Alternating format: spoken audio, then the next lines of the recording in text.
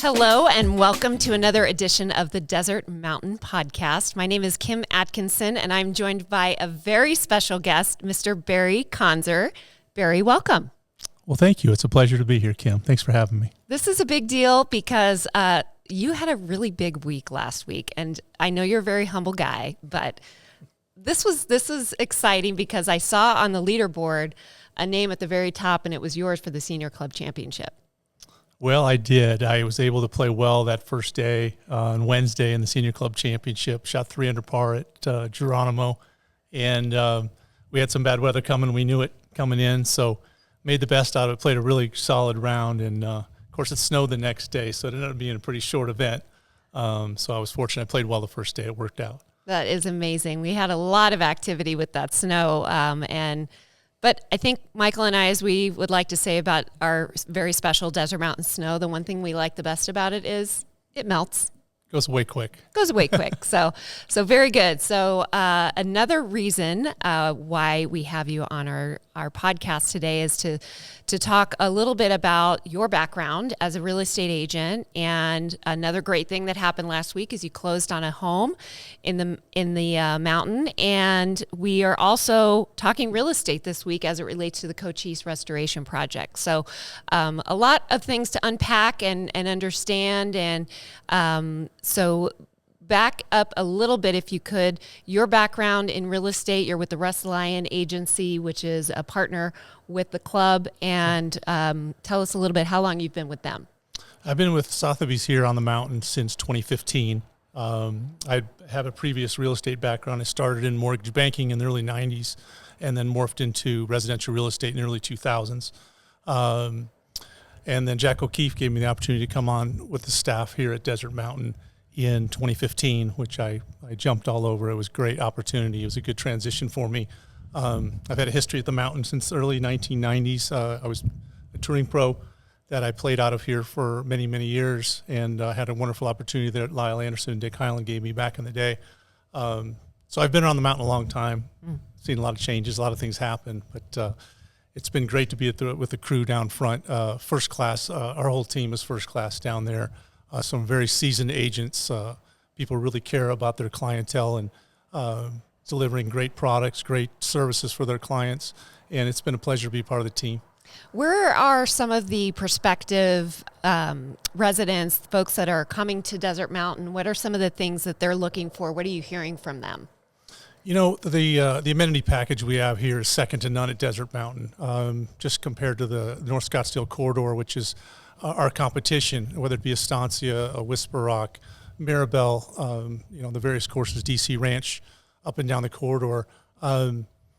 We at one time struggled a bit because of our distance from the town. Now it's become more of an asset that we're closer out. Being surrounded by National Forest always helps. The security and safety of being up at Desert Mountain is a big factor for folks. Now we have medical facilities close by. We have a medical facility on campus now, which is great. So they're looking for a lot of different things, but our amenity package and particularly our golf courses is what mainly sells Desert Mountain. So Barry, as a scratch golfer, of course, you're going to bring a lot of perspective to us. And I recall a story that you told recently about being invited to a table with some other scratch golfers as we were educating our members, different golf groups, about the Cochise Restoration Project. So if you could please tell us kind of what your mindset was leading into that, and then what happened in that meeting and how you're feeling today.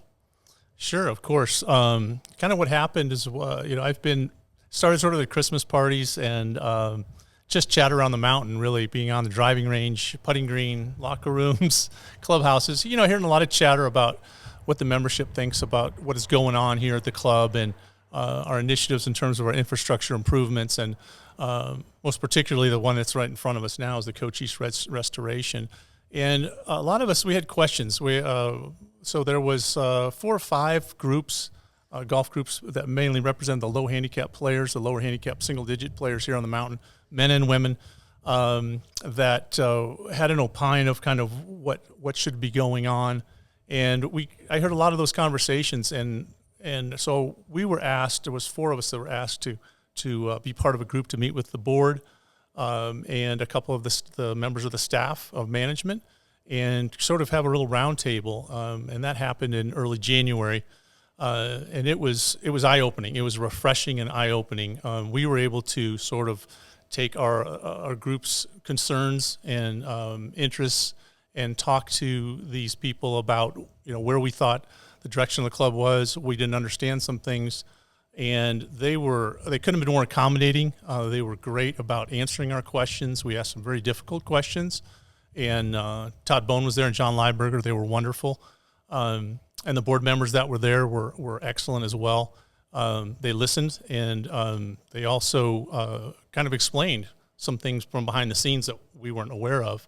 And suffice it to say, after 2 hours of that meeting, I came out of there with a different perspective than I had before. I was kind of just curious and wanted to know, and we asked the tough questions of things we'd heard over the last several weeks prior. And the answers came back very tidy. But the long and short of it is, and I can tell you this from a real estate perspective and a golf perspective, that the single most important thing here at Desert Mountain in terms of our amenity package is the quality of our golf courses and the conditioning of our golf courses. We need to have that no matter what, and it starts there. So there's been some challenges. There's been some things that's the main thing we were addressing with the board and with the staff on that. And, Todd's only been on here on staff for 18 months now or so. He's incredible. I'm really impressed with Todd, his depth and knowledge and his way he's going to attack the challenges we have moving forward is incredible. And I think that, we just got to realize we have an aging infrastructure. And when it comes to the Cochise restoration itself, we're talking a course that's 34, 35 years old. In my mind, even before I was on board, because I know these courses have to be restored probably every 25 years or so. The thatch builds up on the greens, the thatch builds up on the fairways, the infrastructure gets aged, particularly here in the desert. We have plastic piping and things underground. We have a pump house that's failing. So these are things that need to be addressed. And, we can certainly talk about kicking the can down the road, but I think we've already done that for too long.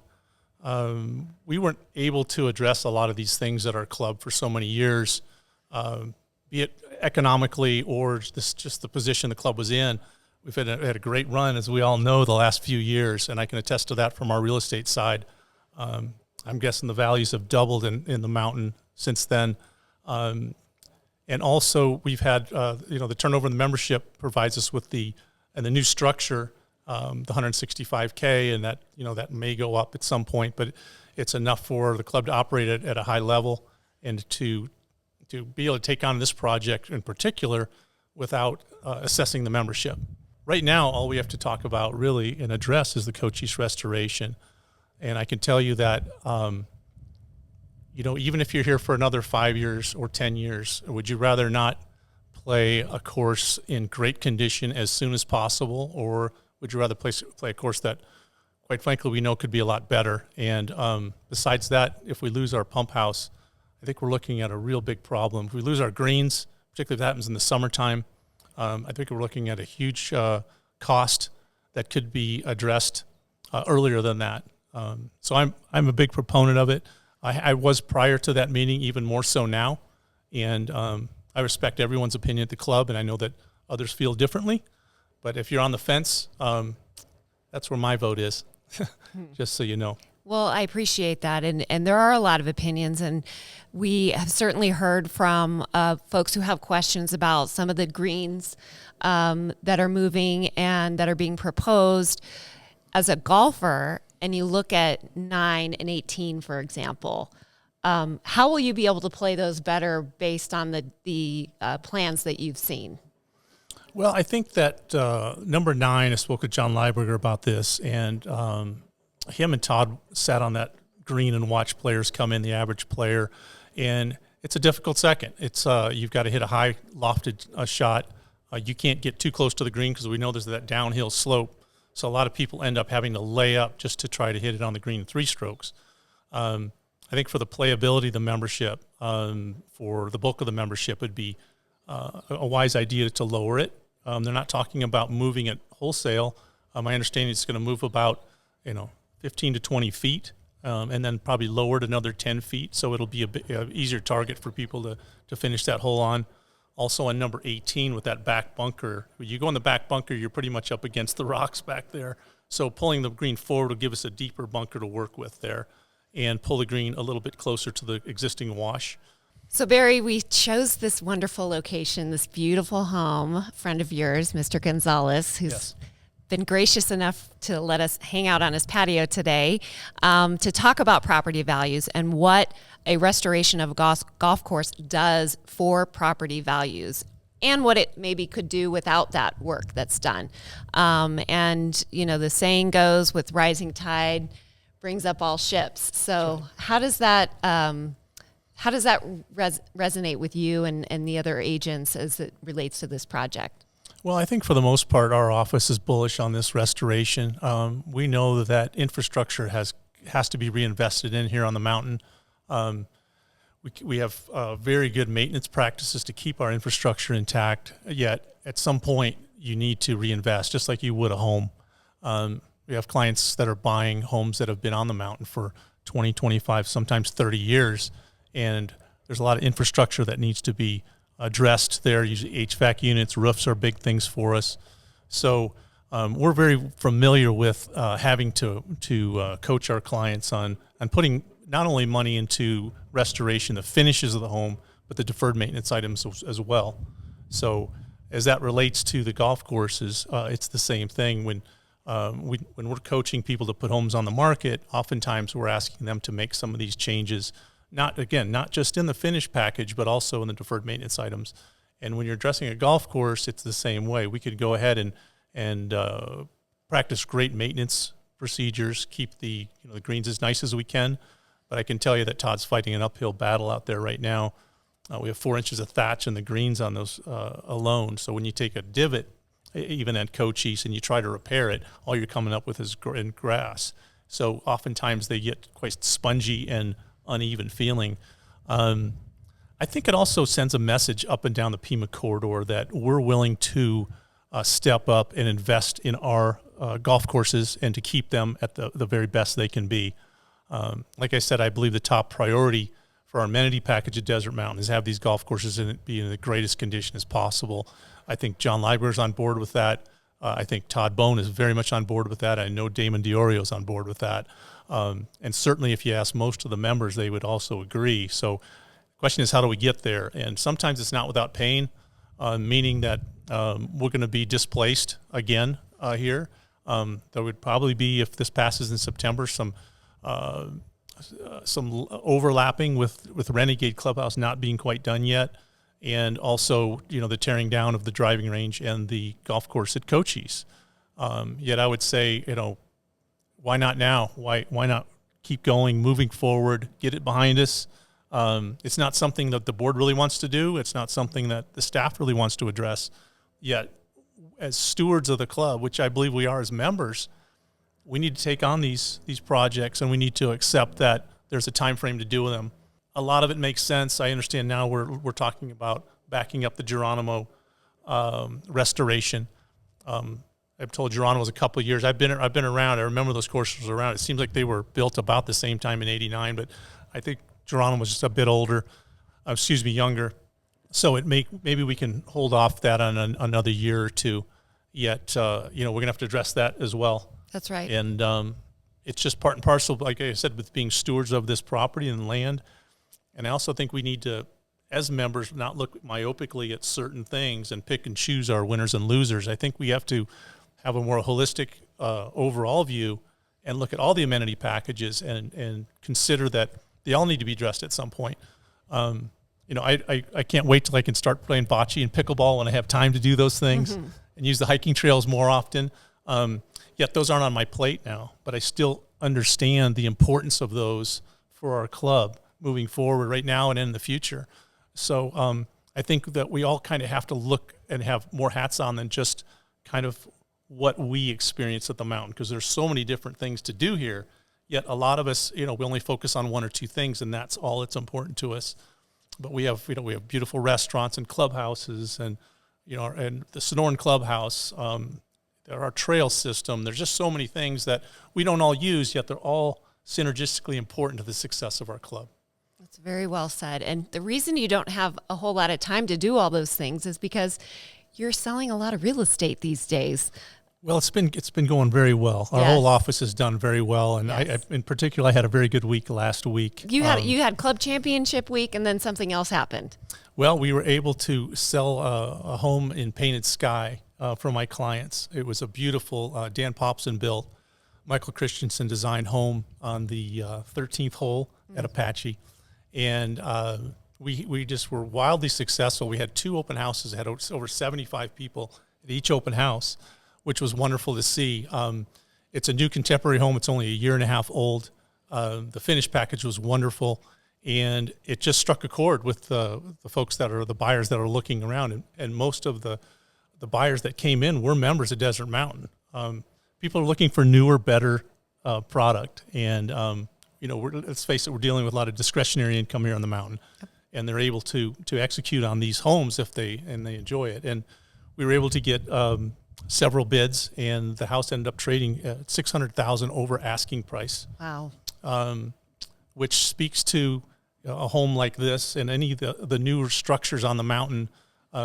People really want the newer finishes, the contemporary homes. I would say about 70% of our market is like that, Kim, where people are looking for that.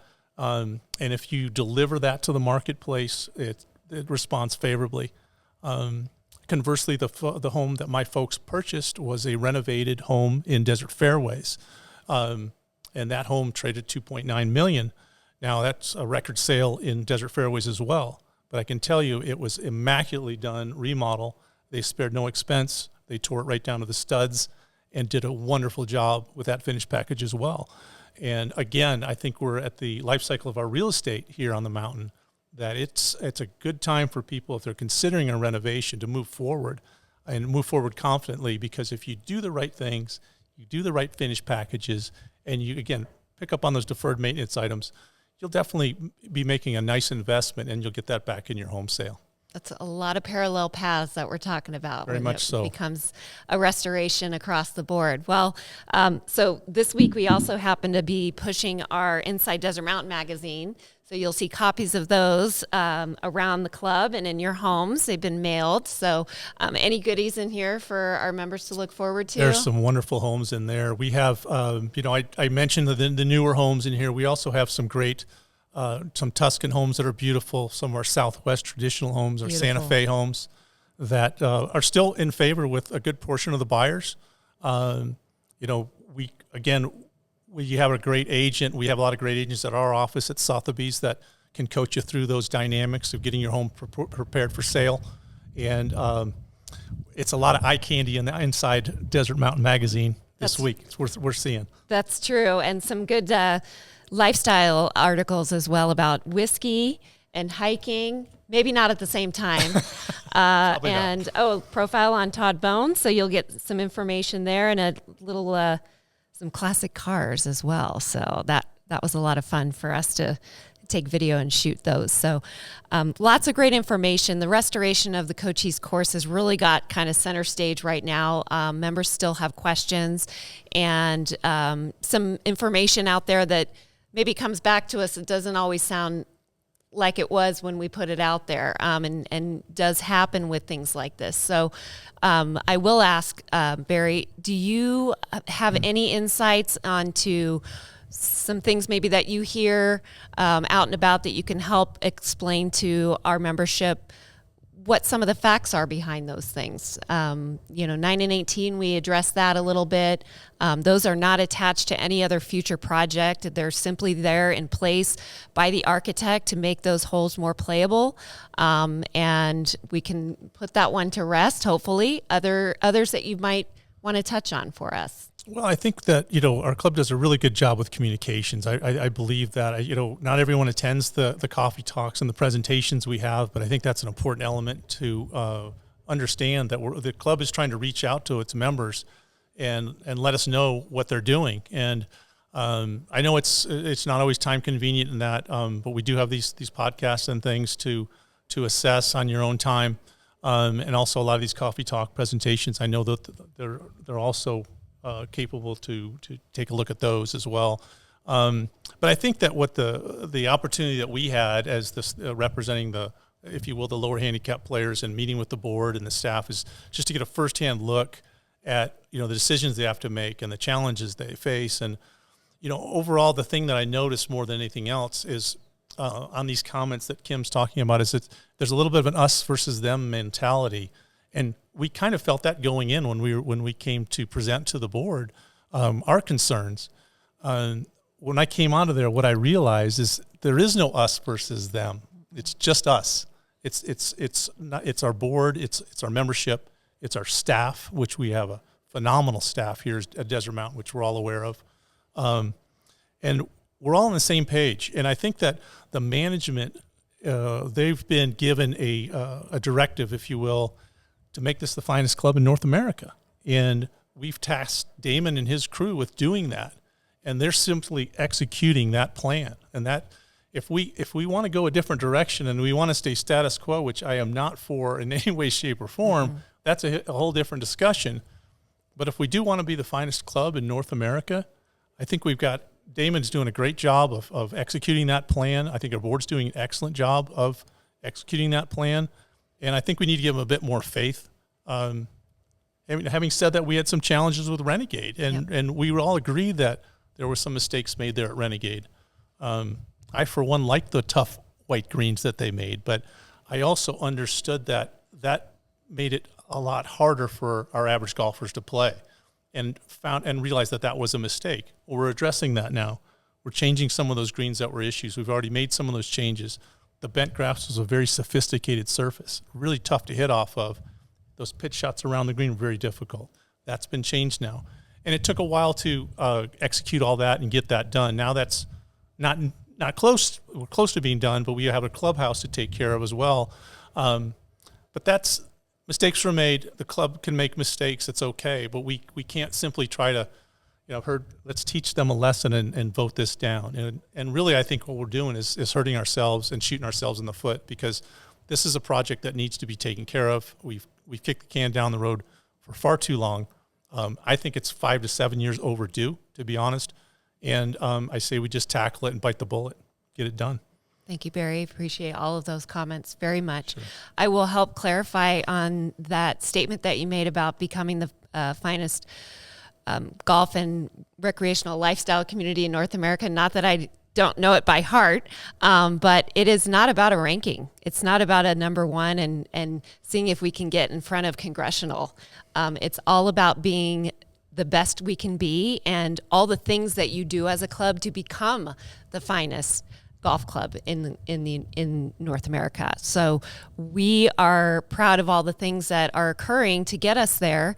And I'm glad that you brought up Renegade, because there were lessons learned there. There were mistakes made, and Todd spoke about them today out at the coffee talks and out on the 9th green in speaking with members, that he absolutely saw things that, had he been here to supervise that, would have been done differently. And so we can see some of those successes on Renegade now. I understand not everybody plays it unless it's, without the carts and want to be able to drive that. But it's coming soon. We are still willing that sun to come through these clouds right now to give us some sunshine. But those are some great insights that you gave us. So thank you very much for that. My pleasure. Well, Barry, that was very well stated. We all appreciate you very much for spending the time on your busy schedule to be here with us and help our members understand what we're facing and what we're trying to do to help create an excellent experience for everybody. So it is wonderful to have you. Thank you so much for your time. My pleasure, Kim. Thank you for having me.